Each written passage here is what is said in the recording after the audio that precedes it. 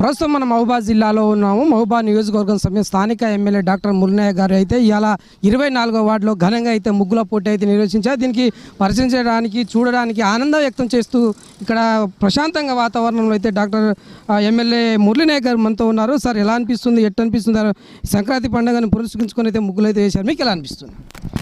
ఈరోజు ముందుగా మన 24వ వార్డు ప్రజలకు సంక్రాంతి శుభాకాంక్షలు తెలియజేస్తూ ఈరోజు ముగ్గుల పోటీ కార్యక్రమం చాలా విజయవంతంగా మహిళలు చాలా ఉత్సాహంతో వచ్చి పెద్ద సంఖ్యలో వచ్చి పాల్గొని ఈ కార్యక్రమాన్ని విజయవంతం చేసినటువంటి మనందరికీ పేరు పేరున ధన్యవాదాలు తెలియజేస్తున్నా.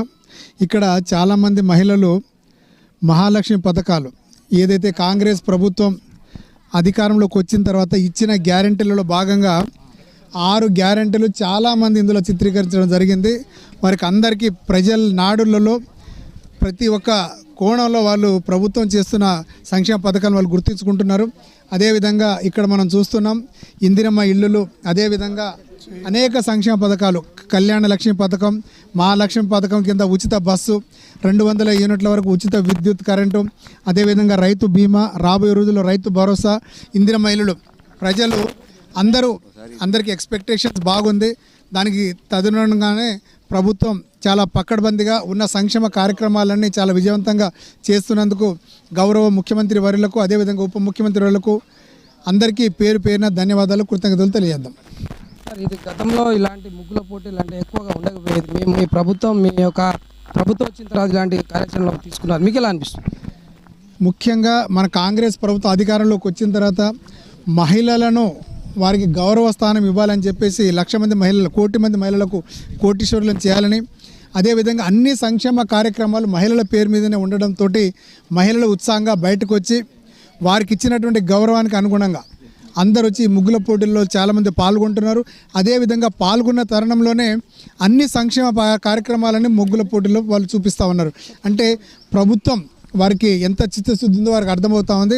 ప్రభుత్వం ఇస్తున్నటువంటి సంక్షేమ పథకాలని మర్చిపోకుండా ప్రతి ఒక్క మహిళ బయటకు వచ్చేసి రోడ్ల మీదకి వచ్చేసి ఇప్పుడు ఈ సంక్రాంతి కార్యక్రమాన్ని విజయవంతం చేయడానికి తమ వంతు ఉడకభక్తి సాయంతో వచ్చి ప్రజల 10 మందికి తెలిసే విధంగా ఈ సంక్షేమ పథకాలు కాంగ్రెస్ ప్రభుత్వం వచ్చిన తర్వాత ఇచ్చిన హామీలను నెరవేరుస్తున్న ప్రభుత్వం కాంగ్రెస్ ప్రభుత్వం అని ప్రజలకు తెలిసే విధంగా ఈ ముగ్గుల పోటీలో పాల్గొంటా ఉన్నారు. 6 గ్యారెంట్లకు సంబంధించి దాంట్లో రేషన్ కార్డు ఒకటి ఏర్పాటు అనేది చేస్తున్నా ఉన్నారు. రేషన్ కార్డు ఎటువంటి అర్హులు అంటే పేదవాళ్ళు అంటే ఏ స్థాయి నుంచి ఉన్న వాళ్ళకు రేషన్ కార్డు లబ్ధి అవుతుంది? ప్రజలకు వివరణ ఒక నిమిషం.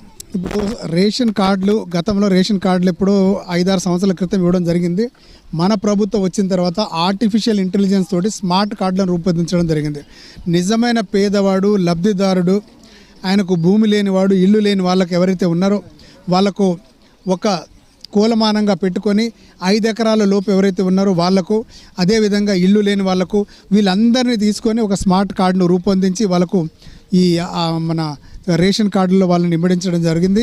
అదేవిధంగా ఎవరైతే ఉద్యోగస్తులు ఎవరైతే ఉన్నారో ఉద్యోగస్తులను ఆ రేషన్ కార్డు నుంచి తొలగించడం. అదేవిధంగా మన ప్రతి ఇంట్లో ఒక ఆడబిడ్డ, ఆడ కూతురు ఉంటుంది.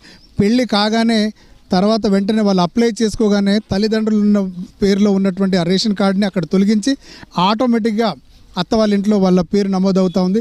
ఇలాంటి అన్ని ఆర్టిఫిషియల్ ఇంటెలిజెన్స్ తోటి చాలా చారిత్రాత్మకంగా ప్రభుత్వం ఈ సంక్షేమ పథకాలన్నీ నిజమైన లబ్ధిదారులకు అందాలని ఒక గొప్ప బృహత్తరమైన కార్యక్రమం తీసుకుంటా ఉంది. చాలామంది అనుకుంటున్నారు సంవత్సరం అయింది ఇంకా మాకు కొత్త రేషన్ కార్డు రాలేదని. ఎందుకంటే ఈ ఆర్టిఫిషియల్ ఇంటెలిజెన్స్ని వాళ్ళు కూలమానంగా తీసుకొని ప్రతి ఒక్కరికి న్యాయం జరగాలనే ఉద్దేశంతోనే ఈ స్మార్ట్ కార్డును రూపొందించడం జరిగింది. జనవరి 26వ తారీఖు నాడు మనకు కొత్త రేషన్ కార్డులు, స్మార్ట్ కార్డులతో పాటు రైతు భరోసా 12,000 రూపాయలకు ప్రతి రైతు ఎవరైతే పంటలు పండిస్తున్నారో పంటనే కూలమానంగా తీసుకొని ఏ పంట అయితే ఉందో ఆ పంటను యూనిట్గా చేసుకొని ఎంతమంది రైతులున్నా కూడా పంటను యూనిట్గా చేసుకొని ప్రతి ఎకరాకు 12,000 రూపాయలు వాళ్ళకు పెట్టుబడి సాయంగా ప్రభుత్వం ఇవ్వబోతూ ఉంది. అదేవిధంగా భూమి లేని నిరుపేద రైతులకు, రైతు కూలీలకు కూడా సంవత్సరానికి 12,000 రూపాయలు ఇస్తామన్న మాట వాస్తవం. అది కూడా ఇందిరమ్మ భరోసా కింద ప్రతి పేదోడికి సంవత్సరానికి 12,000 రూపాయలతో పాటుగా ఇందిరమ్మ ఇళ్లను కూడా ప్రారంభించబోతున్నాం. మొత్తంగా పేదవాళ్లకు రేషన్ కార్డు లేకుండా, పేదవాడు అంటే కిరాయిల్లో బతుకున్న వాళ్లకు రేషన్ కార్డు లేకుండానే ప్రభుత్వం ఇట్లా పొగులేటి శ్రీనివాస్ రెడ్డి కూడా ఒక విషయంలో చెప్పారు. దాన్ని మీరు హామీలో తీసుకుంటారా? మీ అంటే ఇప్పుడు వాళ్ళు రైతు కూలీలతో పాటుగా ఎవరైతే అద్దెకున్న వాళ్ళకు కూడా వాళ్ళ ఆర్థిక స్థితిగతులను బట్టి వాళ్ళకు రేషన్ కార్డు ఇవ్వడం జరుగుతూ ఉంది. రేషన్ కార్డు లేకున్నా అంటే లేకున్నా కూడా వాళ్ళకు రేషన్ కార్డులు ఇస్తాం. అదేవిధంగా ఆర్థిక స్థితిగతులను బట్టి రేషన్ కార్డు కంటే ఎక్కువ హెల్త్ కార్డులను ఎక్కువ ఇష్యూ చేయబోతున్నాయి. ఎందుకంటే చాలామంది మధ్యతరగతి కుటుంబాలు కూడా పెద్ద పెద్ద కార్పొరేట్ హాస్పిటల్ వైద్యం చేసుకోలేని పరిస్థితుల్లో వాళ్ళకు రేషన్ కార్డు కంటే ఎక్కువ అతి ముఖ్యమైనది హెల్త్ కార్డులు. అందుకే హెల్త్ కార్డులు ప్రతి ఒక్కరికి ఇచ్చే విధంగా కాంగ్రెస్ ప్రభుత్వం రూపుదిద్దుతూ ఉంది. మాస్టర్ కార్డులో ఇదే విధంగా హెల్త్ కల్పించేందుకు ప్రభుత్వం ఇప్పుడు చర్యలు తీసుకుంటా ఉంది.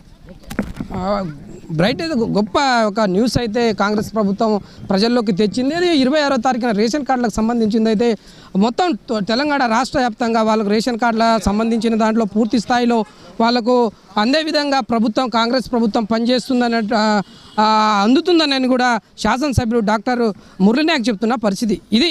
24వ వార్డు నుంచి మహబూబా నుంచి ఫేస్ టు ఫేస్